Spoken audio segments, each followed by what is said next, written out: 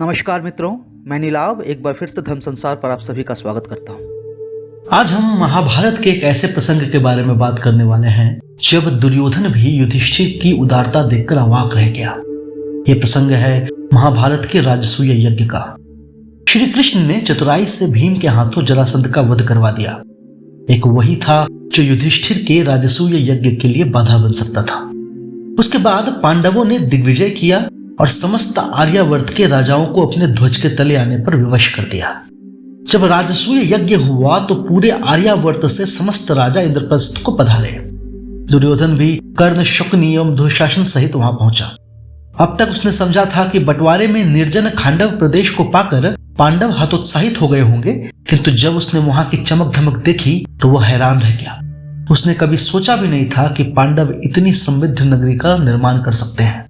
उसके अंदर की ईर्ष्याग्नि और भी बढ़ गई और साथ ही साथ उसे यह भय भी सताने लगा कि इस कारण उसे पांडवों के सामने लज्जित भी होना पड़ सकता है।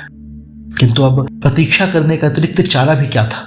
राजसूय यज्ञ के कुछ दिन पहले भीष्म भी महाराज धृतराष्ट्र, गांधारी एवं महागुरु द्रोण सहित इंद्रप्रस्थ पहुंच गए।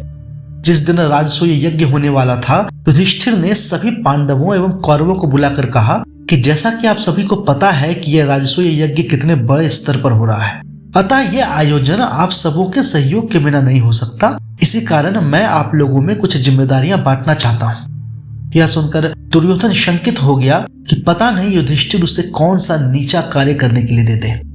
युधिष्ठिर के कुछ कहने से पहले ही श्री कृष्ण ने ब्राह्मणों के पैर धोने की जिम्मेदारी स्वयं ले ली, जिसे युधिष्ठिर ने स्वीकार कर लिया।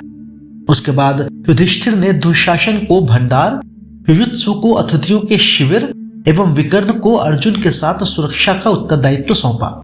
विदुर एवं शकुनी को यज्ञ के प्रबंधन की जिम्मेदारी दी गई। इसके पश्चात उन्होंने कर्ण से मृदु स्वर में कहा कि हे दानवीर, आपकी दानवीरता की चर्चा तो पूरे विश्व में है, इसीलिए आप याचकों के दान को देने की जिम्मेदारी संभालिए। इतना महत्वपूर्ण उत्तरदायित्व मिलने पर कर्ण बड़े प्रसन्न हुए और उसे सहर्ष स्वीकार कर लिया। फिर युधिष्ठिर ने पितामह भीष्म और गुरु द्रोण से प्रार्थना की कि वे उस पूरे आयोजन के मार्गदर्शक बने ताकि सब कुछ सही तरीके से चले। तब भीम ने युधिष्ठिर से कहा कि आपने अभी तक राजकीय कोष की जिम्मेदारी किसी को नहीं सौंपी। यह उत्तरदायित्व तो सबसे बड़ा है, जहां हमें अपने सबसे विश्वस्त व्यक्ति को नियुक्त करना चाहिए ताकि धन का दुरुपयोग ना हो। आप किसे वो दायित्व सौंप रहे हैं? तब युधिष्ठिर ने मुस्कुराते हुए कहा कि हे अनुज, वह दायित्व मैं प्रिय भ्राता दुर्योधन के अतिरिक्त और किसे सौंप सकता हूं। इससे अधिक विश्वस्त व्यक्ति तो मुझे और कोई नहीं दिखता। युधिष्ठिर के ऐसा कहते ही भीम और दुर्योधन दोनों हैरान रह गए। भीम को दुर्योधन पर बिल्कुल भी विश्वास न था, किंतु उसने सबके सामने इस निर्णय का विरोध कर दुर्योधन का अपमान करना उचित नहीं समझा। दूसरी ओर दुर्योधन को विश्वास नहीं हुआ कि जिसके साथ उसने इतना बड़ा अन्याय किया हो, वह इतनी सहजता से पूरा राजकोष उसके भरोसे छोड़ सकता है।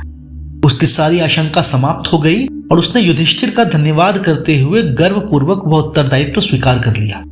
भीष्म और द्रोण ने भी युधिष्ठिर के इस निर्णय की भूरी भूरी प्रशंसा की। जब धृतराष्ट्र और गांधारी को इसकी सूचना मिली तो उनके हर्ष का ठिकाना न रहा। उन्होंने युधिष्ठिर को अनेक आशीर्वाद दिए।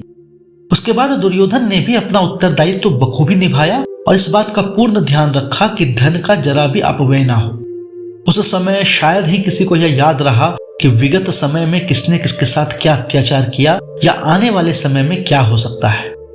यह महाभारत के उन गिने चुने प्रसंगों में है जब कौरवों और पांडवों ने आपसी मतभेद मिटाकर साथ कार्य किया। हालांकि यह भाईचारा सदा के लिए नहीं रहा और आगे क्या हुआ ये हम सभी जानते हैं। हमें आशा है कि यह वीडियो आपको पसंद आया होगा। यदि ऐसा हो तो आप इसे लाइक कर सकते हैं और हमारे चैनल को सब्सक्राइब कर सकते हैं। इस विषय पर एक लेख हमने पहले ही धर्मसंसार.com पर प्रकाशित कर दिया है। इसका लिंक हमने डिस्क्रिप्शन में डाला है, यदि आप चाहें तो उसे वहां जाकर पढ़ सकते हैं। यदि धर्म संसार के वीडियो आपको पसंद आते हों तो आप उसे अपने मित्रजनों और अपने परिवारजनों के साथ साझा कर सकते हैं। हम शीघ्र ही एक नई और रोचक वीडियो लेकर आपके सामने प्रस्तुत हों। तब तक के लिए विदा चाहता हूं। जय श्री कृष्ण।